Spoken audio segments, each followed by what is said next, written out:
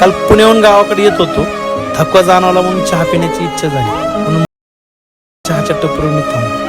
टपरीवर थांबल्याच्या नंतर अचानक बाजूला असलेल्या स्वामीराज वडापाव सेंटर, फेमस डाळीचा वडापाव, ह्याच्यावर माझी नजर पडली. दुपारचे 2 वाजले होते तरी सुद्धा वडापाव खाण्यासाठी गिरायकांची खूप सारी गर्दी होती.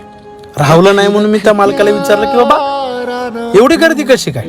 त्यावर त्या मालकाने उत्तर दिलं की हे बघा, वडापाव तो प्रत्येक जण बनवतो, पण मी सगळ्यांपेक्षा वेगळा वडापाव बनवतो. कारण मी जे पीठ वापरतो ते पीठ हरभऱ्याच्या डाळीचं असतं आणि आम्ही ते पूर्णपणे पीठ करत नाही, तर त्या हरभऱ्याच्या डाळीचे काही कण आम्ही त्या पिठामध्ये ठेवतो. ज्यावेळेस त्या पिठामध्ये आम्ही वडापाव तळतो त्यावेळेस तो वडापाव क्रंची आणि टेस्टी होतो. मी स्वतः वडापाव खाऊन पाहिला तर खरंच तो वडापाव खूप टेस्टी होतो. दिवसाचे 10 ते 12 हजार रुपये हा माणूस कमवतो.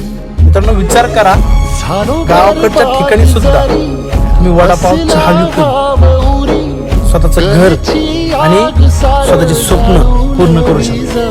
जिवंत उदाहरण म्हणजे स्वामीराज वडापाव सेंटर माहिजर. कधी माहिजर गावाला आला तर नक्की विजिट द्या. खरंच खूप टेस्टी आणि भारी वडापाव. धन्यवाद.